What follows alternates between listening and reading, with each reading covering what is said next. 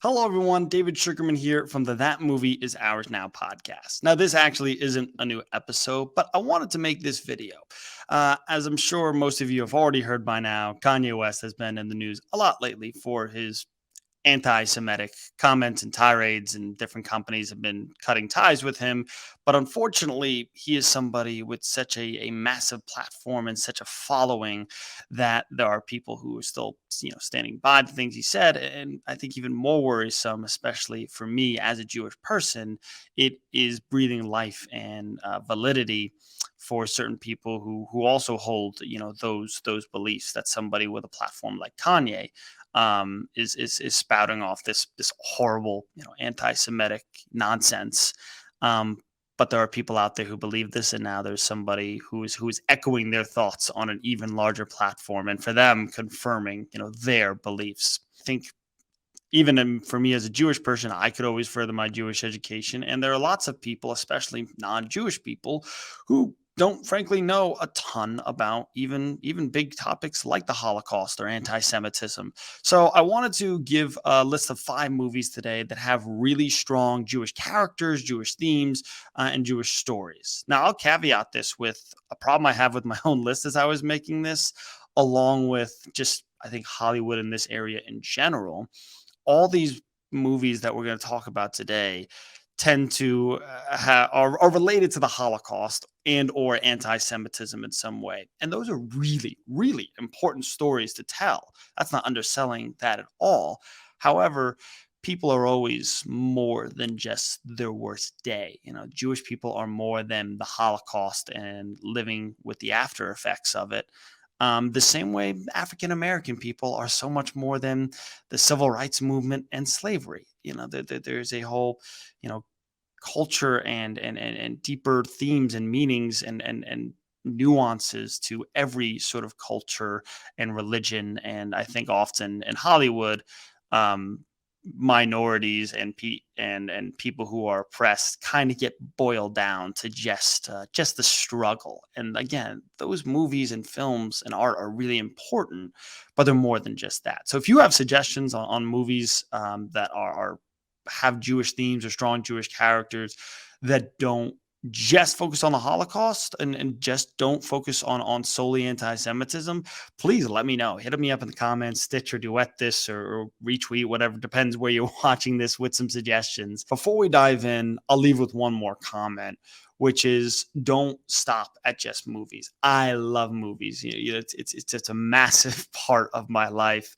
However, especially when it comes to learning about the history of people, you can only get so much from a 2 to 3 hour story. And I think it is really important, especially when something says, for instance, it's based on a true story. Well, we all know that based is always doing some work there, right? And then they're taking liberties to tell a story, to streamline it, to make it more entertaining or dramatic. And so if this is something you're interested in and want to learn more about, like anything else, after you watch a movie, go find a documentary you like that's on a similar topic, about whether it be anti-Semitism or the Holocaust or the Jewish people, and the cult and their culture and religion. Go to the library. There's a million books, I'm sure, at your local public library that would help in this area. But again, I think movies are a great way in, to begin learning about somebody's culture. In this case, one that is my own, and certainly, like I said, had me thinking a lot this past week, and about some different movies that mean a lot to me as a Jewish person, seeing these different stories and different people and characters on the screen. So without further ado, let's get into it. This is 5 great Jewish movies, or movies with strong Jewish characters, themes. We'll have to work on the name there, that I think everybody should watch. Now, these are in no order of preference by any means, so I won't even say at number 5. But the first one that we'll go with is Life is Beautiful. This movie came out in 1997. You'll probably need subtitles because I believe the whole movie, if not most of it, is in Italian. It stars Roberto Benigni, who actually directed it as well. I believe he won Best actor at the Oscars that year. And it follows a man who is taken into a concentration camp with his family. and for lack of a better word, tries to make a little bit light of it and make it into a game. He's got a young boy in there, and he tries to convince his young son that what they're doing in there is nothing more than a game, and distract him from the horrors of what is really going on. It's a really wonderful, sweet story about what a parent will do to protect their child, combined with, it's not all just silly in the Three Stooges. While there's some of that comedy in there of making light of what was going on, you also, you're seeing much of it through the father's lens of, while he's trying to make light of things and help out his son, you're also seeing what he's going through on the other side of this. This is a fantastic movie. It was one that was shown to me in Hebrew school. Shout out Temple Shalom back in the day, and one I haven't watched in full in a while, but I might have to now because it really stuck with me. It's sweet, it's funny, and it's really, really powerful.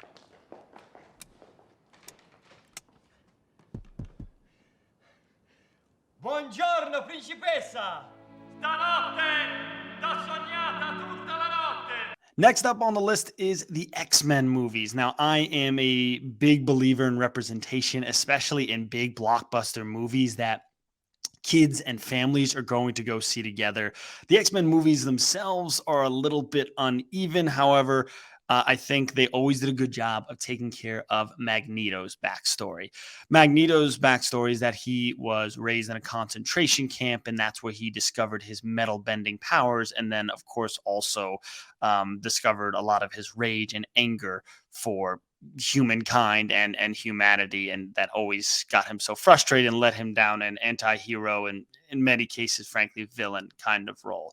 I think even if you're not a superhero person, the original X-Men from 2000 and X-Men First Class, which was the sort of prequel reboot if you will, are the best ones to go to. It's really good in terms of, while the whole movie doesn't revolve around just Magneto, you'll get a good look of him in the concentration camps as a young kid in the opening scenes in both of those movies. And you'll see the effects, having the number on his arm was always really, really powerful to me. And even though sometimes Hollywood has a tendency to make Jewish people, and again, I think a lot of minorities and oppressed people in general, sort of villains or code, have the villains code a certain way or code is Jewish. I think it's different in the X-Men movies because it feels more earned. He's not being evil for the sake of being evil. He has such a good motivation, and it is really, really powerful stuff. And I'll always remember seeing that scene on the beach in X-Men First Class. There are thousands of men on those ships. They're just following orders. I've been at the mercy of men just following orders. Never again. A little bonus note as well, if you're a comic book fan, definitely read X-Men Magneto Testament. This is pretty much a graphic novel that is all about Magneto's, journey with his family and growing up in a concentration camp, trying to escape, and the different ties with his family and his experience. I will tell you, I read it. I really enjoyed it. There is little to no superhero stuff. If you think it's going to be, well, at the end, he's going to get his powers and kill all the guards. It's not that kind of comic book.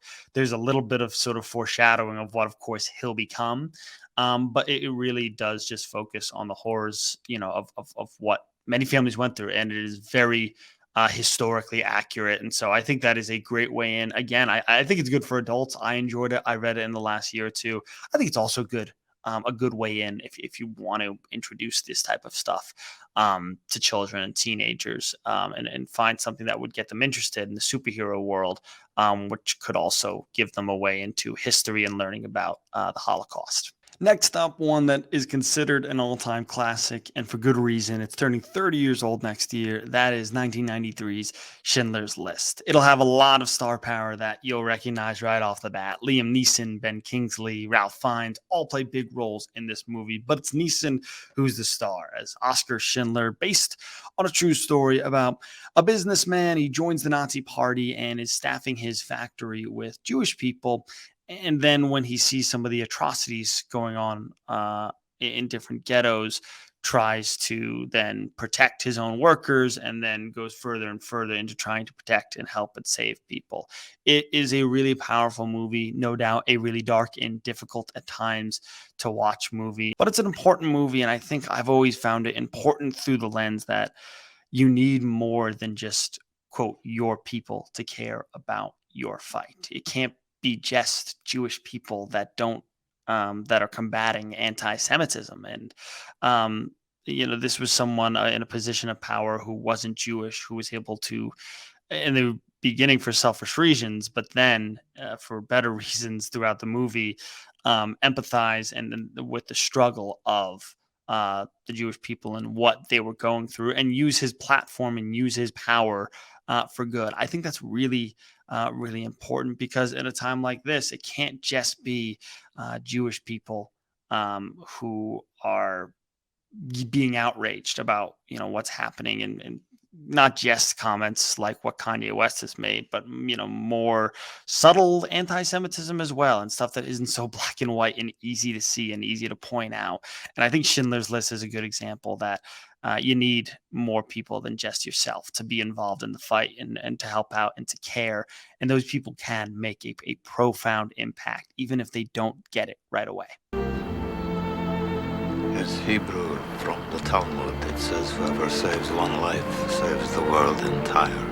Next up, another one from the 90s. That is 1998's American History X. Now, this isn't necessarily just to do with Jewish people, but it is certainly tied all up inside white supremacy and the Nazi Party. It follows Edward Norton, who is the leader of a white supremacist gang before going to prison, and while in prison, able to connect with people and sort of learn the error of his ways. And that, on the surface, might sound a little one note, or a little too hallmarky, which is a little bit fair, but those scenes are really powerful. And then he gets out and is trying to help out his little brother, who, of course, was raised in this environment and looks up to his older brother more than anything in the world. He's trying to pull his little brother out of this life before it's too late, and before he makes a mistake like he did. It is a really still relevant film, because I remember watching it, and this is a movie that's over 20 years old, and there's a lot of rhetoric and a lot of language around what the Nazis are using, and white supremacy. And of course, there's a lot of racism and anti-Semitism.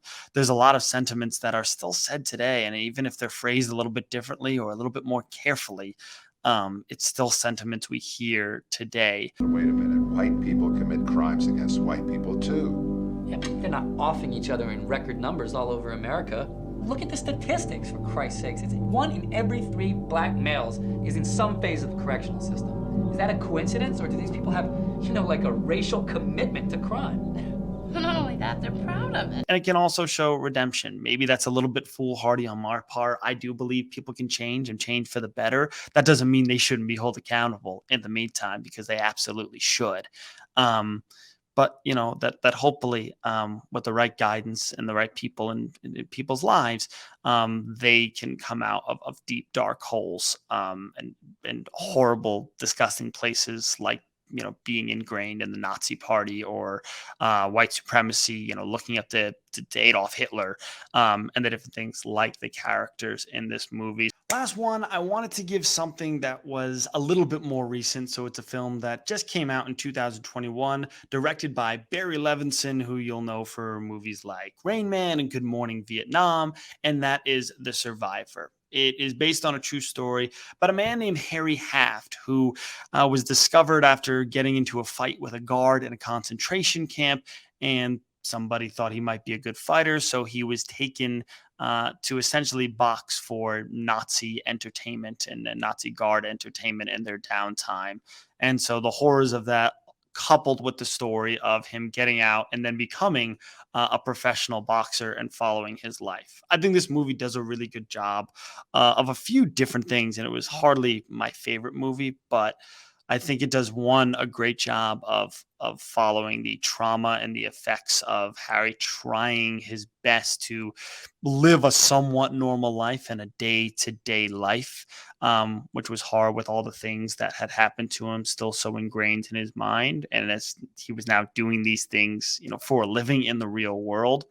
And then, of course, the fight, like the movie is called, to survive, the survivor, in the concentration camps. And oddly enough, making a connection with the Nazi guard who trained him, and that things weren't as black and white as they always appeared. And it was an interesting, nuanced relationship that he had with the guard who sort of looked out for him and of course very much used and abused him, but was using him as a fighter in these things. So I think it resonates, and especially because there are still many living Holocaust survivors today still dealing with the effects and the aftermath of all those atrocities that happened, and doing their best like everyone else to live a normal life and get up at in the morning and hopefully go to bed at night feeling a little bit better about themselves, or like they were able to accomplish something that day.